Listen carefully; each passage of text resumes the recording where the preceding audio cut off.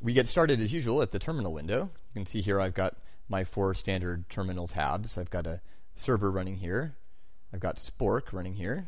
I've got Autotest. Let's do a Control-C to make sure we're green. Indeed we are. And then here's the main tab where we can issue commands. Now, as before, we start on the master branch, but I'd like to work on a topic branch for modeling users. So let's do git checkout -b to create a new branch, modeling users. And now we're ready to get going with our data modeling and with the first initial steps toward creating a user profile page. Ultimately, we are going to turn this page here into a user sign-up page, but right now it would do little good to have a form here on this page to accept user sign-ups because we don't have any place to store the user information. So this first section is going to deal with making a user data model essentially identical to the one that we used in the demo application. There will be names and email addresses associated with each user, but unlike the demo app, we're going to write tests, and we're also going to do all of the kinds of data validations that you would need for a real-world application. As part of this, we'll be learning about Active Record, which is the default Rails library for dealing with the database. Now, underneath the hood, our user data will be stored in a relational database, which is a kind of database that uses a language called Structured Query Language, or SQL, sometimes pronounced SQL, although I will avoid that pronunciation in this screencast series. One of the nice things about Rails is that it insulates you from SQL to a large degree. SQL is kind of messy and ugly, and Rails gives you pure Ruby interfaces to SQL so that you can defer learning SQL for quite some time, in fact, possibly forever. We will be dealing with a little bit of raw SQL in the final lesson of this screencast series, lesson 12, but throughout the rest of the tutorial, we're going to be using pure Ruby to interface with the database through Active Record, which is, as I mentioned, the default Rails library for dealing with databases, and through something called migrations, which we're going to do right now. Migrations are an interface to the SQL DDL, the database definition language, which is really ugly and brittle, and migrations give us a nice Ruby interface, a pretty flexible interface to the underlying DDL. So let's get started with that.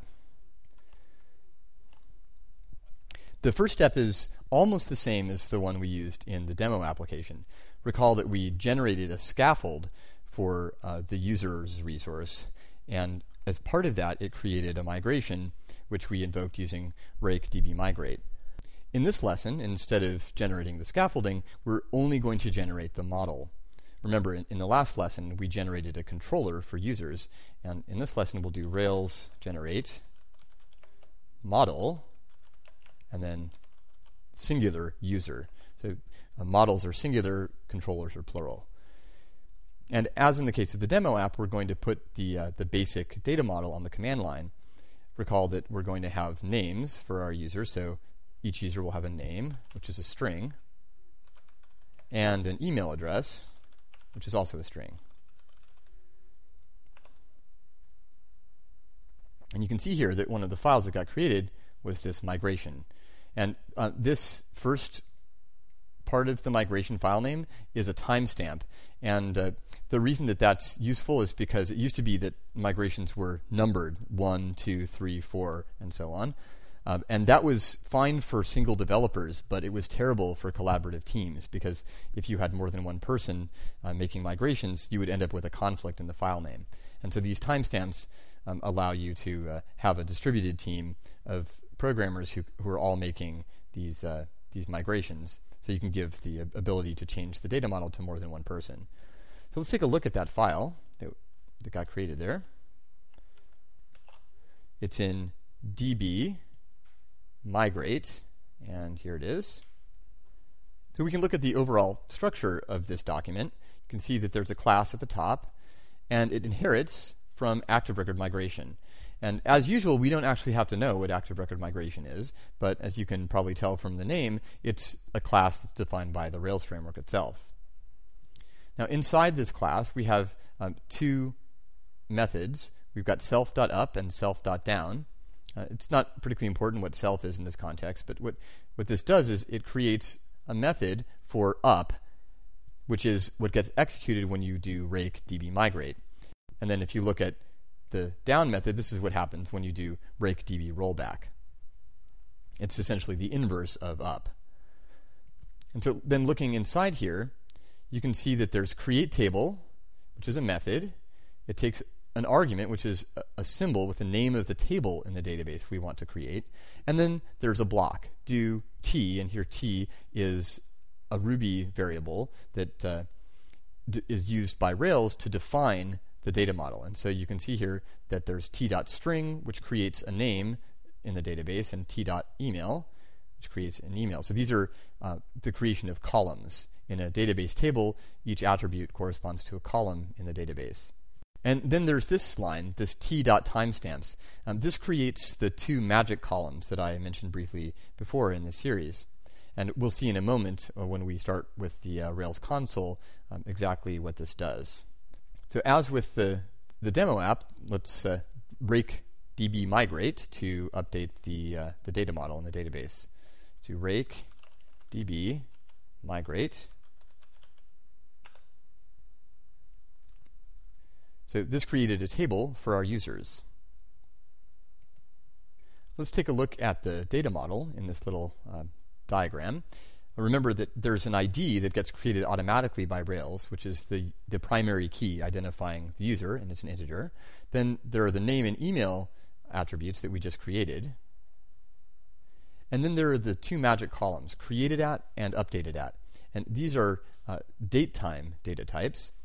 And you can probably guess what they do. They record when the user was created and when the user was last updated. And as you may have guessed by now, it's the created at and updated at columns that get created by the t.timestamps line that we saw before in the migration. Now, as you may recall, Rails uses the SQLite database by default in development, and it's really quite convenient because it just consists of single files. So we can see right here, this development.sqlite3, this is the database for our development environment. And in particular, it's the database that's just been updated with the new data model. And the data model itself is in schema.rb. So let's take a look at schema.rb. Schema.rb. And you can see here that this is essentially the same thing that we saw in the migration. This is a representation of what is currently in the database. And now we can actually look at the database itself using a program called SQLite Database Browser. And you can find this online if you Google around. It's cross-platform. And I have my system configured to use it to open SQLite3 files by default. So I can do open db development.sqlite3.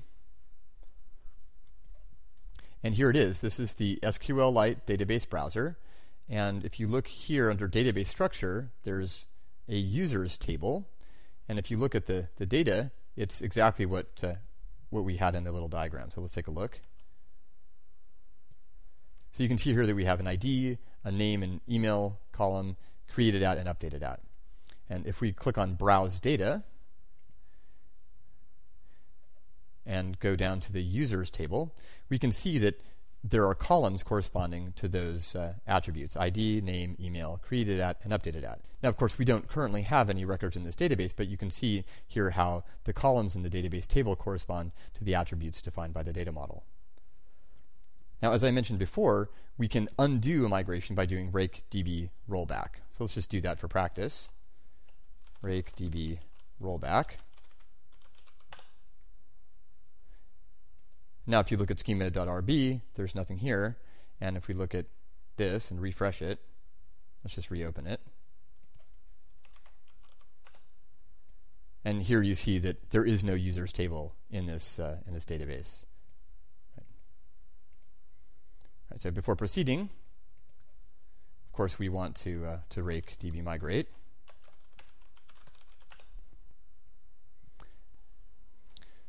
So now let's take a look at our actual user model file. We saw this in the context of the demo app, and here it is. It's an app models user.rb. And as before, we see that it's just a very simple inheritance. It's almost an empty file. All we have is class user inheriting from active record base. But we learned before that this gives us all kinds of great functionality, and we're going to be exploring that and exploiting that in this lesson. Now, before moving on, I'm going to implement an optional step, but one that I find very useful, which is to install a gem that will allow us to annotate our models so that we can see the data model when we look at the model file. So let's do that. We have to edit the gem file. Here's the gem file, and I'm going to add to development gem annotate models. Close this down. Remember, anytime you edit the gem file, you have to run bundle install.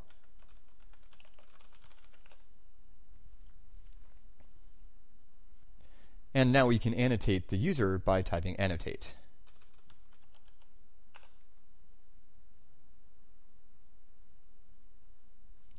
Let's take a look at the result of that.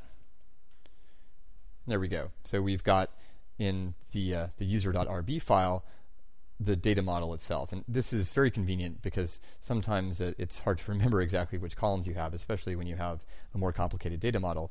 And so model annotation is useful for this purpose. Now, before we move on, there's one extra step to take. This step is not at all obvious if you haven't already done a lot of Rails programming, but it's so important that I'm going to introduce it even at this early stage. What we need to do is identify which attributes of this model are accessible to the outside world. That is to say, which attributes can be modified through some sort of web interface. If you look at the data model here, you definitely do not want users being able to change their IDs. Users should not be able to change when they were created or updated. When I say user in this context, I mean an actual user of the web application, someone clicking around and submitting things to forms. But we do want to make name and email accessible because, of course, in the process of registering or updating their information, users will be changing their name and email addresses. So the way to do this is to say attrib accessible, and then a list of the symbols corresponding to the attribute, so name and email. We'll be talking more about this later on in the tutorial, but this step is as I mentioned, so important from a security perspective that we really need to do this first before moving on. At this stage, we've made enough changes that it's probably a good idea to make a commit to our application, so let's do that. Let's add everything and say git commit -hm, and then we want to say created a user model, user model. This is good enough for now.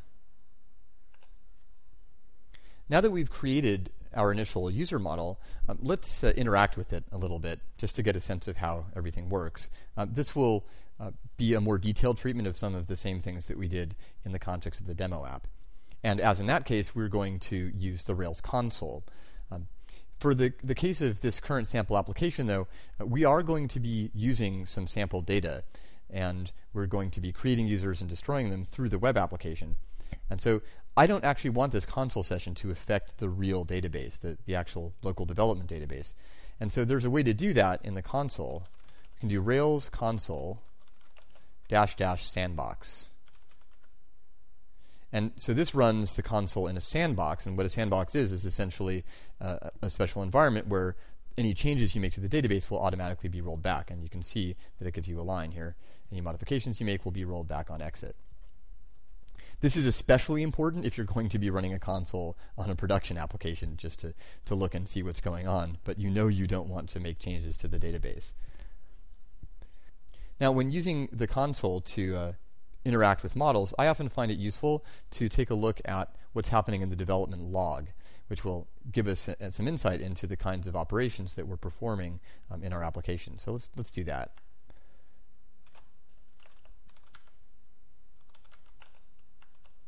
I'm going to leave the terminal window here so that we can see what happens in the log. The way to see what's happening in the log is to run the tail command. And in this case, I'm going to be tailing a file, so tail-f, and then log development.log.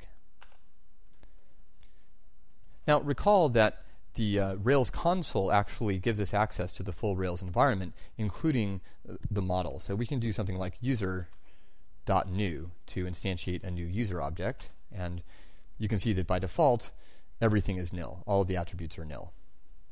But of course, most of the time you actually want to instantiate a user with initial values for the various attributes. In this case, the two attributes that we're actually going to be writing to are the name and email. The ID created at and updated at columns will be created automatically by ActiveRecord. Let's take a look at this. Let's make a variable called user and say user equals user.new. And now we're going to pass an initialization hash with name is my name and email. So we're using symbols and hashes here.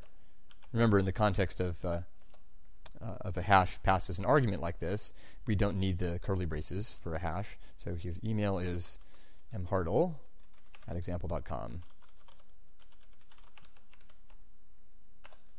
So that created a new user in memory, just inside this console session. But notice that nothing happened in the development log. That's because creating a user with user.new doesn't actually affect the database. In order to write the change, in order to create the user in the database, you need to call the save method on this user object. So here we have a user, and if we call save, you can see that down here in the log there is an insert statement. So this is raw SQL, insert into users and then a bunch of stuff. This is the kind of code that you don't have to write because of ActiveRecord. Running user.save automatically does this insert into the database. One thing you may have noticed here is that when user.save succeeds, it returns the value true. And we'll see that this is useful for Boolean tests. We can say if user.save and then do something based on whether the user was saved or not. In particular, the save will fail if any of the validations fail. But of course, currently we don't have any validations, so the save succeeded. You might also note here that when we created the new user, in memory, the ID was nil, created at was nil, and updated at was nil. But after we save the user, those attributes take on value. So let's take a look at user, just print it out to the screen. And now you see that the user ID is 1, and the created at and updated at columns have the proper timestamps. Now you may notice this timestamp here. In case you're curious, I'm actually screencasting during the day, but you can see that this is at 2000 hours. This is almost 9 p.m. That's because this timestamp is in what's known as UTC, which is Coordinated Universal Time.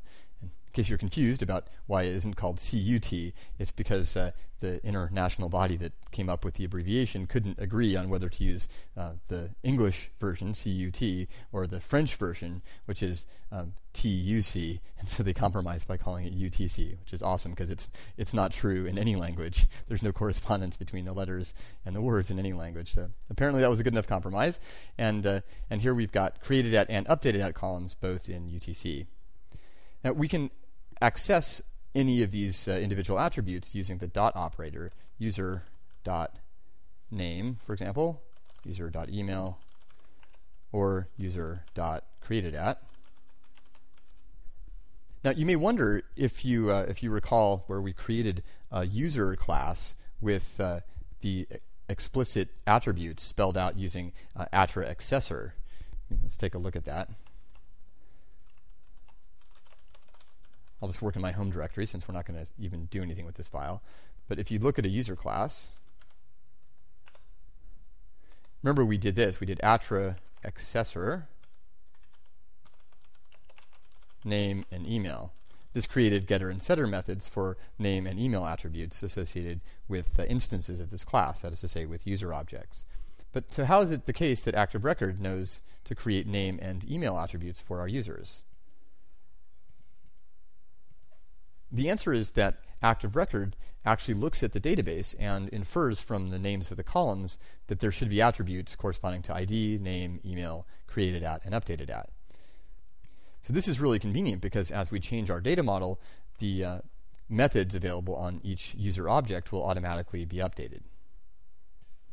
Now that we've learned how to create a user using a two-step process, first by instantiating a user object in memory and then saving it to the database, we're going to learn how to do it in one step with the create method. So let's do that. User, capital user, dot create, and then there's an initialization hash. This is another user.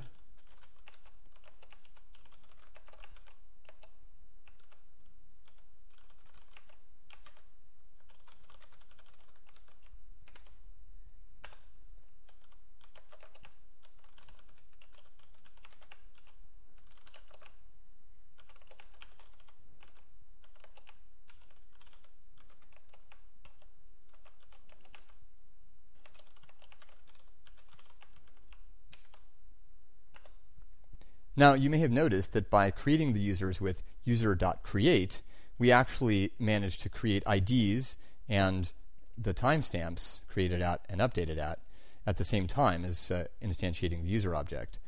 And you can see that user.create actually returns the user that was created. So here we've assigned the user with name foo to the local variable foo. So let's take a look at this. If we look at foo, we can see that foo in fact is just a user in memory, but foo has also already been saved to the database. Now in this case, the reason that I assigned this second user to a variable is because I want to show you how to destroy a user as well as how to create one. So let's do foo.destroy.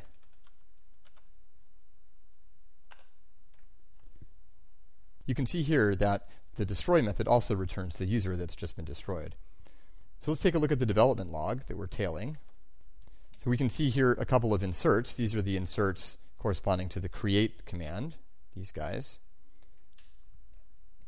But then you can see that there's another SQL command here, delete from users, where users.id equals 3, right, in this line here.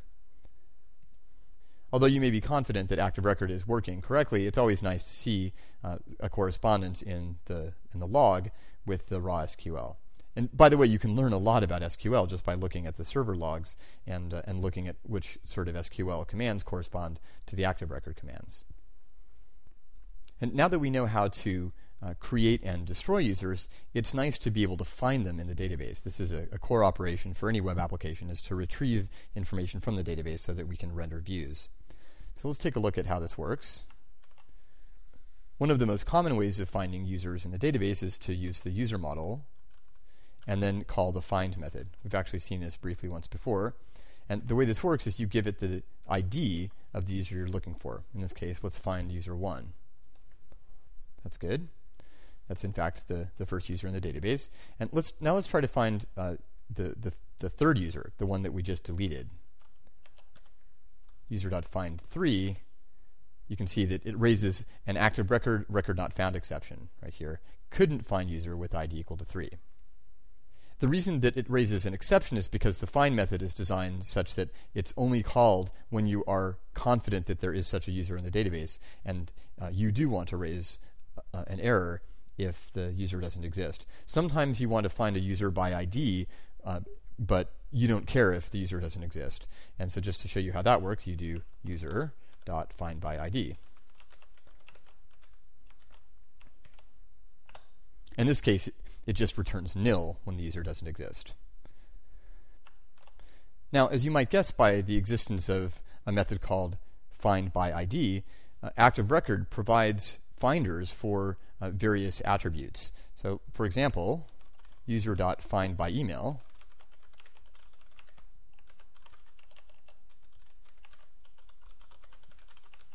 will find the user by the email address. And now this is a particularly useful finder because in our application, as is commonplace on the web nowadays, we are going to use the email address as the unique user login. And so this is exactly the kind of find that we'll use when having users log in. Finally, you may recall that there are various methods for finding particular users by some sort of abstract idea. For example, user.first, rather than finding the user with ID 1, which isn't always necessarily the first user, we'll find actually the first user in the database. There we go. In this case, it is the user with ID 1. We can also do user.last, which in this case is just the second user. And we can also do user.all, we've seen this before as well. This just returns all the users in the database. As we saw in the case of the demo app, the users index page, which is at the URL/users, should show by default at least all of the users, and we pulled them out of the database using user.all. There's one more way to manipulate user objects in the database that will be useful for our web application, which is to update user attributes, possibly just one at a time. So let's take a look at that. Just take a look at what our user is. There's our user. Now remember what attr_accessor did in the case of the user class defined in lesson 4. It created getter and setter methods so that we could do things like user.email equals and then a particular value. So ActiveRecord allows us to do this with the attributes for the user objects, and then it gives us an easy way to save those results to the database. So if we do user.email equals, say, mhartle@example.net, then we can save that result to the database using user.save. It's important to understand that in the first case, in user.email equals this value, all we did was change the value of the email address of the user in memory inside the console session. It didn't do anything to the database. It's only the second step that changed the database, this user.save. And we can see an example of exactly how that works by actually assigning an email address and then reloading the user from the database. So let's do that. We can do user.email equals mhartle@example.edu. And now we can retrieve the user from the database by doing user.reload. And you can see here the email attribute is the one that we changed it to just above. And so if you do user.email, it's just mhartle@example.net. So what happened there is that this line here changed the value in memory, but since we didn't save the value to the database, when we reloaded the user, we retrieved the value of the email address that was in the database. You also may have noticed before that the created at and updated at columns were identical for newly created users. In fact, we can look at the second user to see an example of this. Created at and updated at columns, they're both this exact same timestamp, this guy here. But now if we look at the first user in the database, the created at columns and updated at columns actually differ. The created at column only gets set the first time the user is created, but the updated at column changes anytime you change a user's attributes.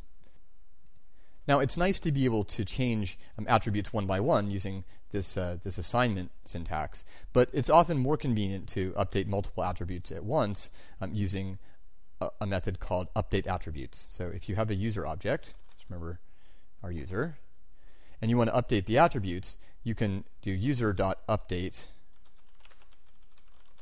attributes and then pass it a hash. Say the new name is the dude, and the email is dude@abides.org. And notice here, for no apparent reason, I used single quoted strings. This is a common thing in Rails applications and in Ruby generally, is that sometimes you'll just flip back and forth between single and double quoted strings when it doesn't matter. Of course, if you need to do interpolation, you have to use double quoted strings or some equivalent. You can't use single quoted strings. But just if this bothers you, you're just going to have to get used to it because this happens a lot. So we can take a look at the user attributes. User.email is dude@abides.org. Now I should mention that the only attributes that you can update in this way with the user.updates attribute method are exactly those attributes that are defined as accessible. These are the attributes that you can change using the update attributes method. If an attribute isn't listed as being attr_accessible, then it can't be updated in that way. So for example, the ID created at updated at columns in this case can't be updated using update attributes. And that's a feature. That's not a bug. That's a feature because this is in fact the method that you will end up using to update user attributes when they submit a web form and include their new name or their new email address. And we certainly don't want users to be able to change things like their ID or their magic columns. part of the reason I mention this is that some of the time what will happen when you're developing is you'll discover that for some reason you can't understand, you are unable to update a particular attribute using update attributes, and that the answer will always be the same. It will be because you forgot to add the new attribute to this @accessible line. It can be a little confusing sometimes, but with things like security, it's better to err on the side of caution.